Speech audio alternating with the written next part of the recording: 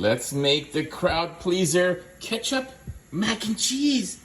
It's perfect for Thanksgiving. Comment below if you love it. Mac and cheese goes in for 7 minutes. It's nice and slightly al dente. Let's drain. 2 tablespoons of milk. The cheese packet. Get that baby in there. I like to add some butter to lubricate the arteries. And now the pièce de résistance, the ketchup powder. Get it in there. Get it in there. Just a dabble, do it. Get ketchup big. And there it is, an absolute delight. A delight, I say. And healthy too.